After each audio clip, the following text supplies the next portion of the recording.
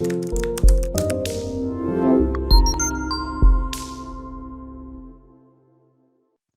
this is Valerie Van Boeven with the Senior Care Industry Netcast, where leaders with 3 or more years of experience in the senior care market share their advice. So let's get to it. In a few sentences, tell us who you are and what you do. My name is Brian Chelminiak. I'm a technology enthusiast, and I run a company that helps aging adults and adult communities navigate the challenges of technology. So we advise people on phone, internet, television, a lot of the common area spaces in these communities that, boost the engagement for the active adults and stuff like that. So that about sums it up. Nice. Well, I'm a technology geek, even though I don't understand most of it, but I love new shiny objects and techie geeky things for the house. So this will be a great conversation. So you serve the facilities and the seniors that are living in those facilities. So tell us, what is the best thing about serving aging adults? Oh, the impact stories. When we deliver something that gives these residents, staves off isolation first off, and it involves them more not only in the communities but with their families. Sorry, I'm stumbling here. You can edit that out, but it's really great hearing the impact stories and what this technology can do to enrich the lives of the seniors. And take CAAVO, for example, one of the technologies that we've been doing a lot of recently, that's CAAVO. I encourage you to go to their website. This thing is really well thought out. What it does is, for the seniors, it helps them navigate challenges in operating their television systems. So it adds voice control to everything. It makes it super simple. If they pick up a remote, it switches the input for them. Yeah. That kind of stuff, because what's the biggest thing that everybody gets called for? I can't find my baseball game, that sort of stuff. So this thing just takes care of it for them. But that's just the tip of the iceberg. It also allows their families to call them on their television. Nice. So the children can use their mobile device and go to their grandkids' baseball game or dance recital and broadcast that live directly to their televisions. Very nice. Yeah. It's really incredible. And then, of course, that technology also has built in a lot of tools for the community as well, that they can form groups, they can exchange photos, they can send alerts to certain groups. Like if the church service is on, this device can actually send content directly to their televisions for the church service without any intervention from the resident. So if there's people with challenges with vision or dexterity, this thing can automatically put on what they want. If we know they watch The Price is Right every day at 10 a.m., this device can direct it, or it can do it with a prompt as well. But it also does like wellness checks. So right now people are walking around and having to knock on the doors, and that takes a lot of staff time to do that. And this thing allows one person to do it for everybody in a fraction of the time that it normally takes to walk around. You just have to send the alert out, say, hey, are you okay? If they touch a button on their remote and respond, the alert registers in the system. So there's a log kept as well that says this person was okay at this time. And obviously, just lots of great stuff like that. This technology, in fact, we're doing a demonstration of this technology the other day for a vice president of business development for a larger organization. And she said, she looked at us and literally said, you guys do realize this is going to revolutionize our industry, right? And we said, we hope so. We just hope it helps people, because that really is the best part about it, is hearing that I got to see my granddaughter's dance recital and I didn't have to have the COVID risk. So the engagement without the health risks, that's a super important thing, and why we're really excited about it. But when you hear that, the other day we had a lady who was feeling very isolated. Nobody was talking to her. We went and we put this system in, and we do check-ins with people afterwards, because obviously it's really easy. We can go directly to their television. which is another thing. You can actually support their television from where you are. Like the families can turn on a channel for them if they want to. Nice. But yeah, hearing this lady come out of her shell and she's like, I can't believe it. My kids are calling me now. I feel so great. And she cleaned up her apartment like she had moved in and literally still had boxes sitting around. It had been a year.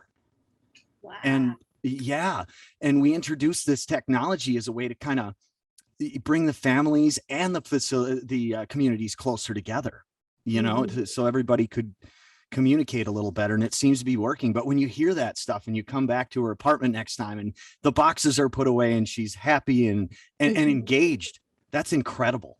I mean, that's incredible.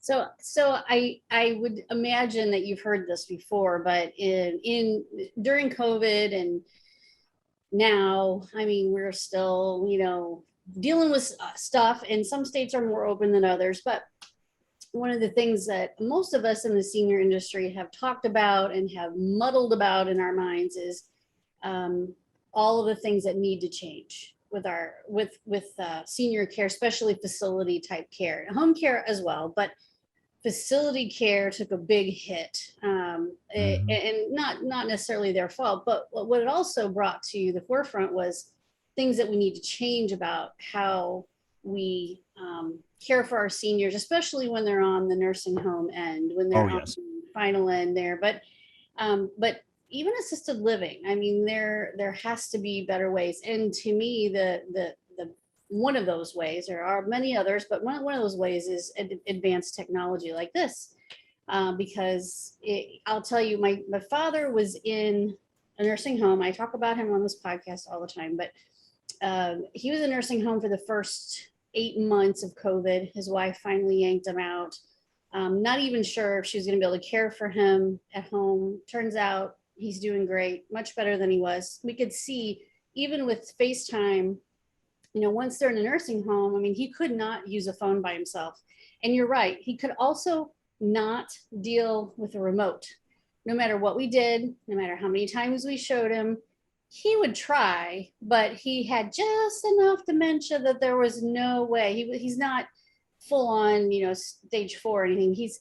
He understood what you were saying, but it wouldn't stick with him long enough for him to be able to do it again.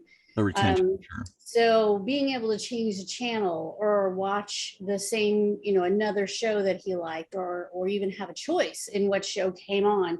And it's not to say that the facility staff wouldn't help him, they would, but they were also very busy. So stopping to help David change the channel on his TV wasn't a big priority. So yes, I would totally agree. If I had an app and I could talk to my dad and say, okay, what channel do you want to watch?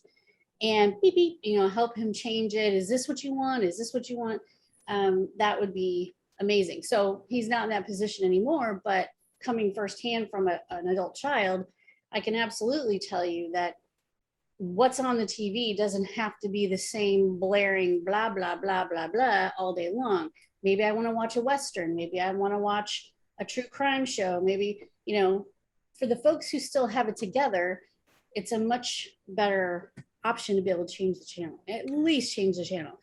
And then in the group setting, in the common area, of course, having the baseball game on was always great for the guys. And so anyway, I see where you're going with this, and it's amazing and so nice.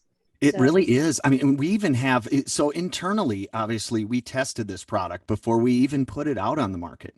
Our national sales director, his wife's mother lives down in Iowa. We're in Minnesota. So and we put one in for her right away. My wife's grandparents, we put one in for right away just to see how this thing would deliver. And it's incredible. It's incredible. It's so easy. Just because there is little to no intervention on the part of the senior, because let's face it, seniors, technology is scary. It's challenging, but we still want to give them the benefit without the obstacles, so that's really how CAAVO approached this. And it's really fantastic because they've been doing this a long time as far as the remote control stuff in the consumer space. And what they were finding is that people were putting their box in for their aging parents. Yeah. So that was really natural for them. And then I happened to find them at a trade show, and we started talking, and I said, have you ever considered senior housing? And they said, absolutely. That's kind of the direction we're going. So that was a natural pairing for both of us. Nice. And so it can be installed in a home, in a private home, or in a large facility. Absolutely. Yeah. Obviously, the benefits are different because this thing does so much. CAAVO really looked at it as, how do we add value to not only the families and the residents, Mhm. but the communities as well. Yes. So building in those time-saving features for the communities was a big focus for us. We did a ton of focus group work, and just this product was developed by administrators and activity directors and corporate operations people for these organizations. We've been polling them a long time and saying, what do you need this thing to do? Mm-hmm. So it's and so really they can, and so the real benefit on the larger scale is at the assisted living facility or even independent living, where everybody has their own apartment, everybody has their own TV, their own stuff. It can be included in the rent or the whatever, the fees. Correct. And the gal at the desk can either check in because they want to somebody to check on them, or need someone to check on them every day at a certain time, or they didn't come down for dinner. So we're going to ring them up on the TV and see if they're okay. Absolutely. Or, there's a button went off and you want to talk to them quick while somebody's on their way or whatever. Yeah. So that's awesome. That is truly awesome. Not having to wait to send somebody all the way upstairs to room 603 or whatever it is. It's pretty nice to be able to get them on the screen and see, are they up? Are they moving? Are they laying on the floor? What's going on? We averaged, because we took a lot of surveys of communities and said, how much time does your staff spend doing those simple things, like running up there to change a channel or an input or stuff like that?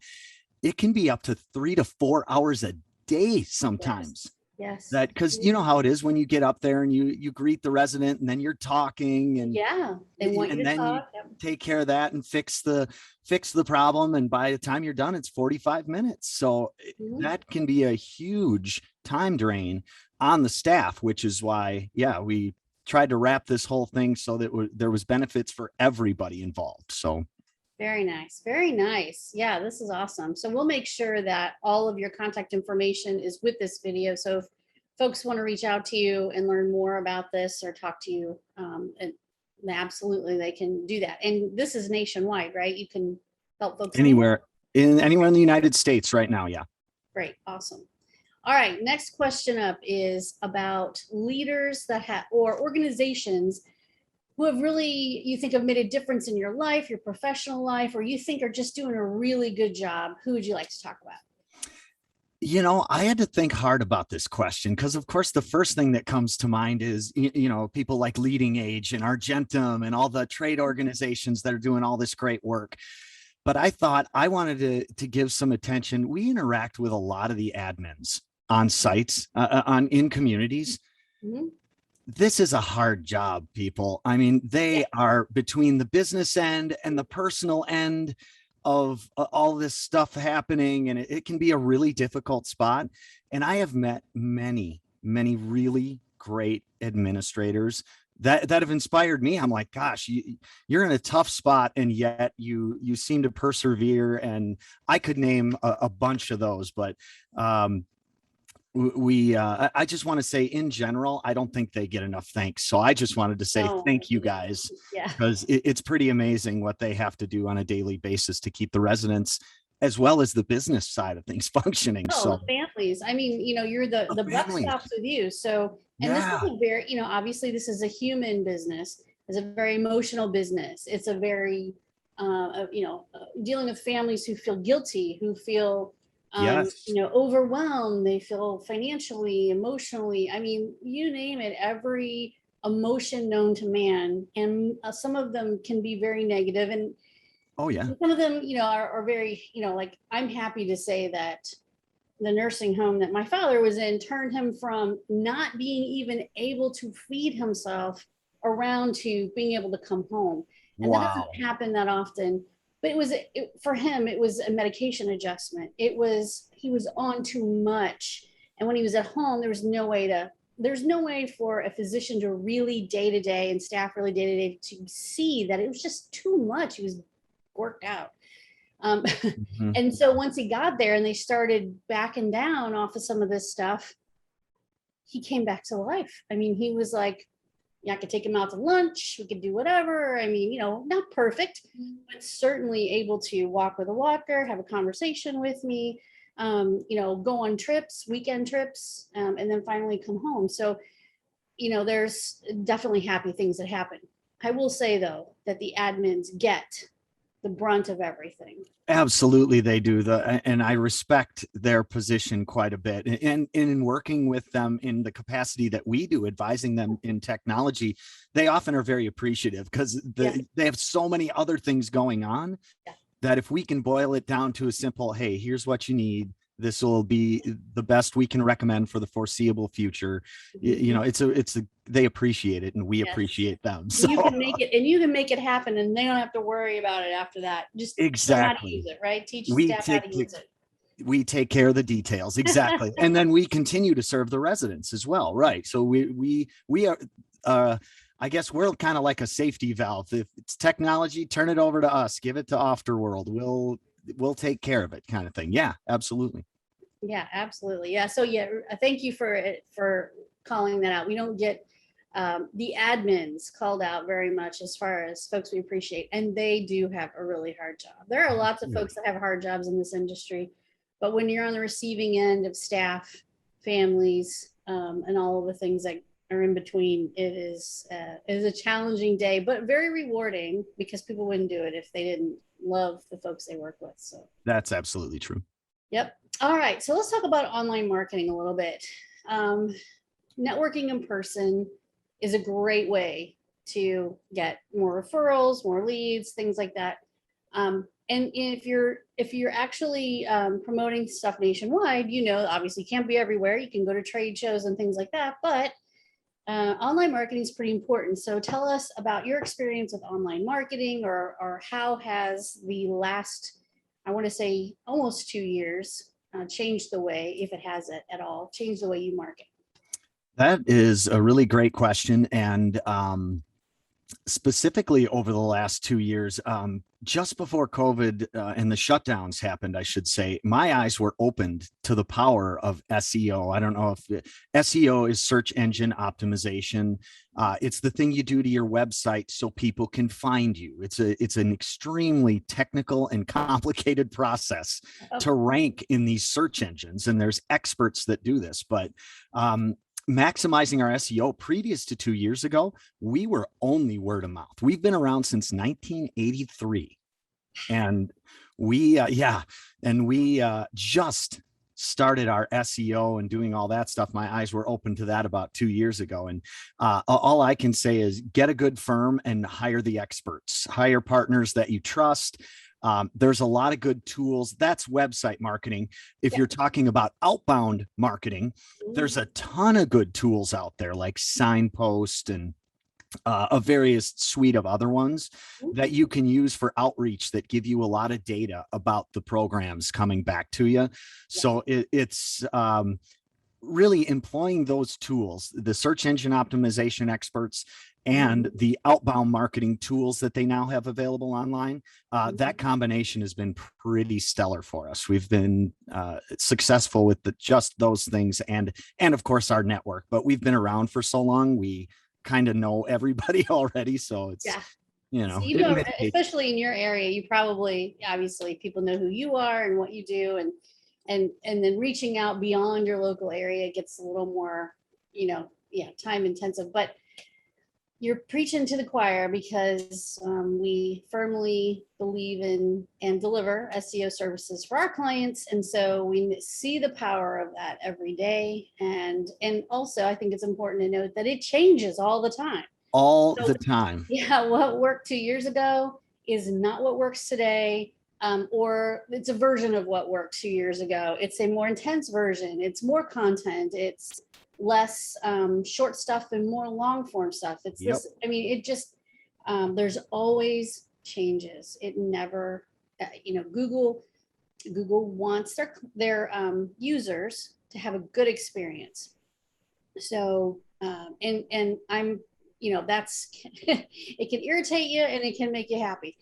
Yes, we want people to have a good experience. So if your website is janky, if your website is not loading properly or fast, if you haven't search engine optimized it for the right keyword phrases and locations, you're simply not going to show up.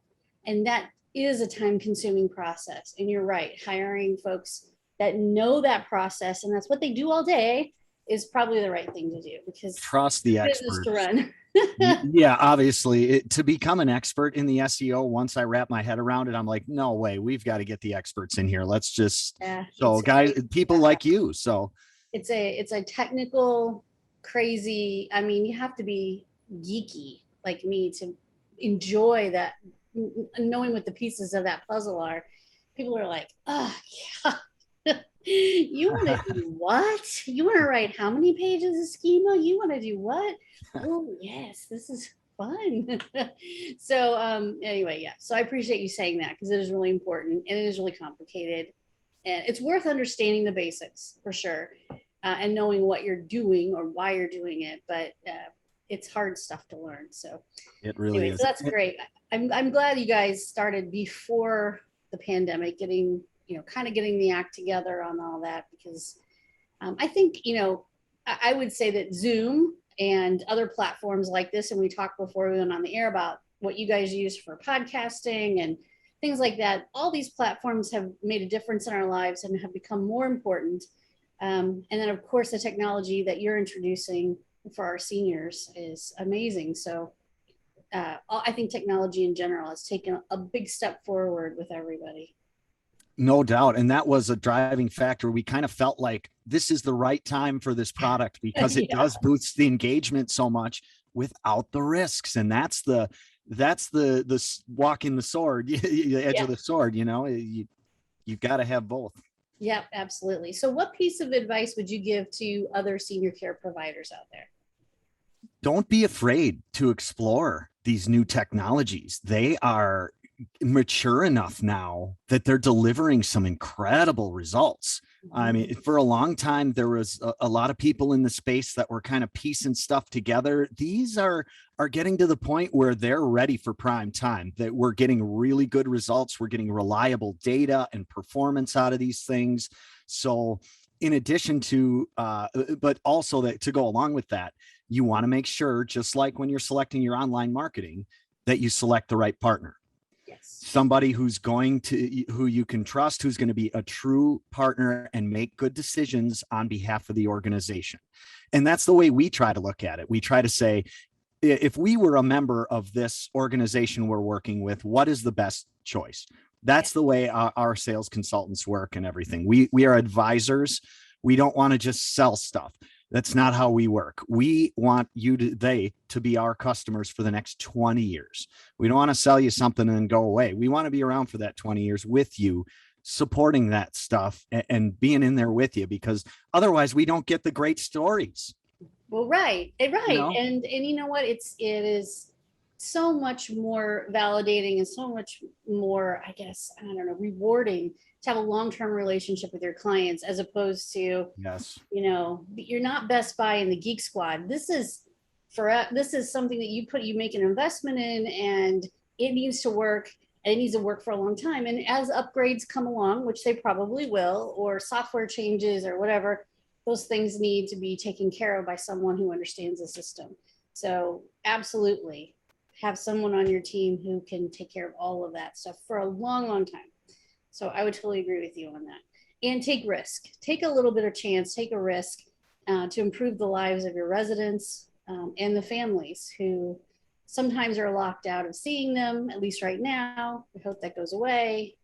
It's kind of ebbed and flowed. We kind of got back in, and then my husband's mom is in a nursing home. She's with it, but mobility wise not. And so we're back in, now we're kind of back out.